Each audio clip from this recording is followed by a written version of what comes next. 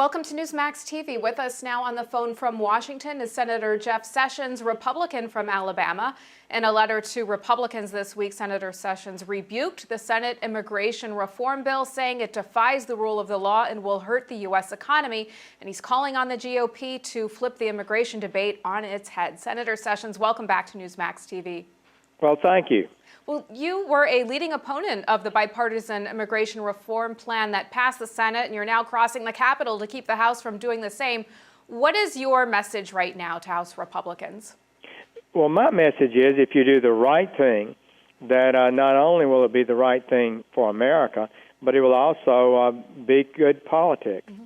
Because what's happening today is, and it's been going on since at least 1999, wages of working Americans have been eroding every year.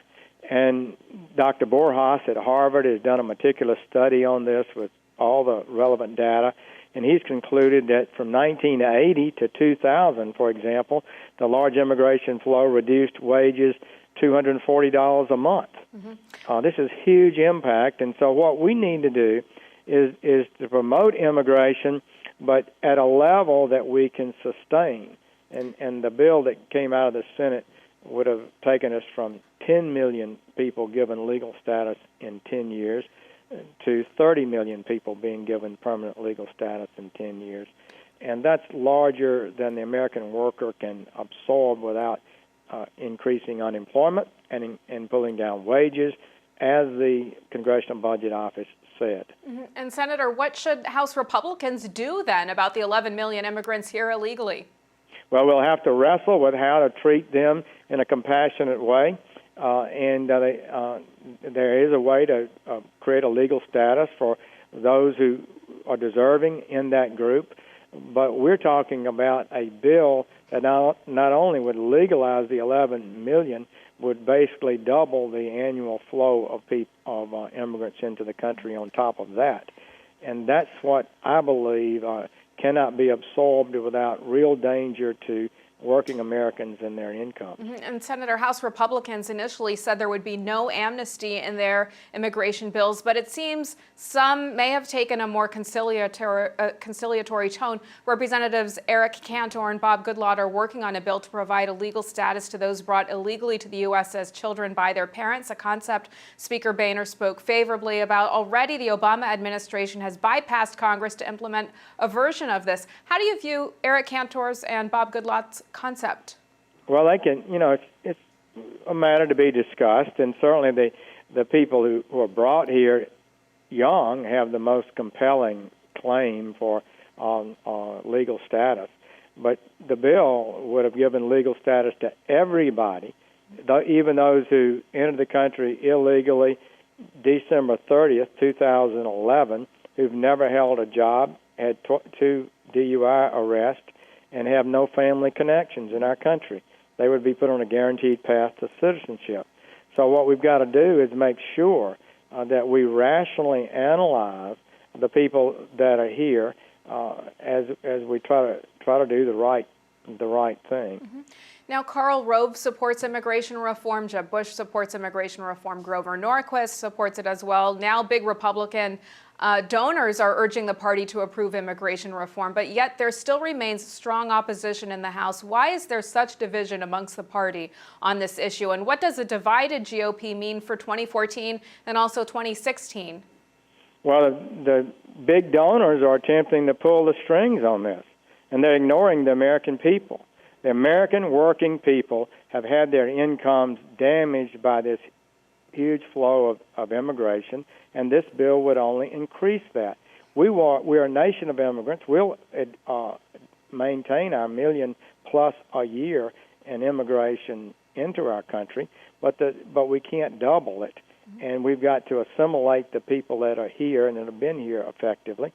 And somebody needs to speak up for the workers in this country. We can't have the CEOs who want cheap labor demanding that working Americans not get pay raises while they make bigger profits. Mm-hmm. It's just that simple.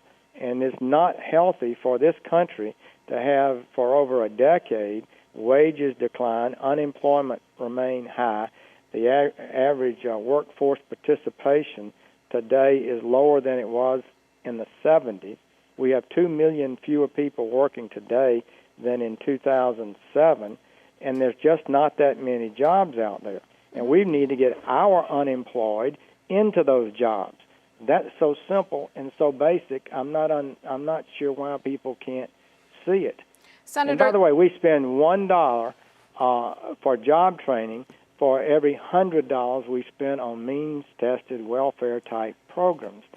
So it's so obvious that we need to move Americans, unemployed Americans, into jobs first before we bring in workers from abroad to take those jobs. Senator, this tug of war, though, within the GOP, how much of this is about immigration reform and how much of this is about a war perhaps over the future of the party and our country? It is a intense discussion, I think, that's now beginning about what a political party that desires to be able to lead the country should do at this point in history. I am of the view that things have not been going well for working Americans, and that many of the Democrats certainly agree with that and have to acknowledge it even after 5 years of President Obama. So the question is, how do you begin to fix it? And don't we have an obligation to appeal to these working Americans? Where the Republicans basically lost this last election, there's no doubt about that. The $50,000 a year down voter voted far less for Governor Romney than it did for President Bush when he won his reelection bid.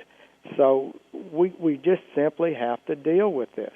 And I believe we need a message that appeals to the people who carry this nation on its back every day, who goes out and works every day. Nobody's talking about them. And all we hear from the Democrats is tax more and send out more checks. But what we need to do is create an economy that allows a working American to prosper. Now, House conservatives are getting a lot of pressure from pro-comprehensive reform forces like evangelical leaders, the Chamber of Commerce, and other groups to pass a comprehensive bill. Are you worried that the House is going to cave? Well, you never know. You have what will happen in the House. They'll have to make their own decisions. But there are some evangelical leaders that have advocated for this bill.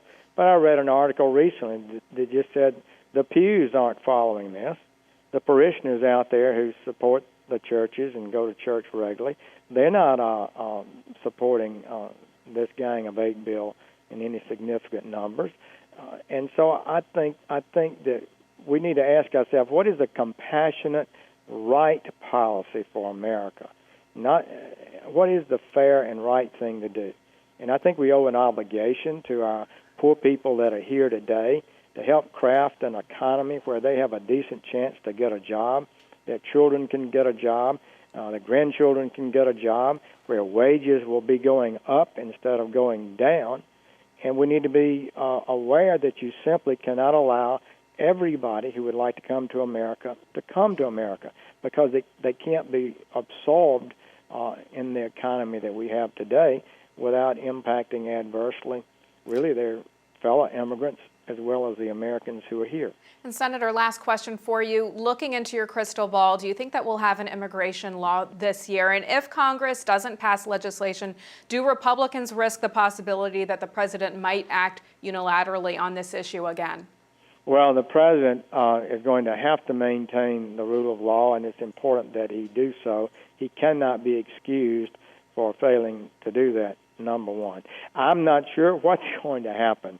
Really not sure what will happen. But I think there's a growing feeling that this legislation that came out of the Senate cannot be passed. House leaders have made that clear. Polling data shows the support for the bill is continuing to decline. And among those working Americans, like $30,000 and below, they're 3-to-1 against any increase in the lawful rate of immigration. So we need a sustainable flow of immigration, and we need to do it in a way that allows our economy and our workers to prosper. That has not been happening. I hope the House will be able to work its way through and do the right thing, but they should not pass legislation based on some short-term fix that will gain approval from contributors, or they think will gain them short-term advantage. Do the right thing for America, and it will be good politics in the long run, I think. All right, Senator Jeff Sessions, Republican from Alabama. Thanks so much for joining us today. Thank you very much. And thank you for watching Newsmax TV.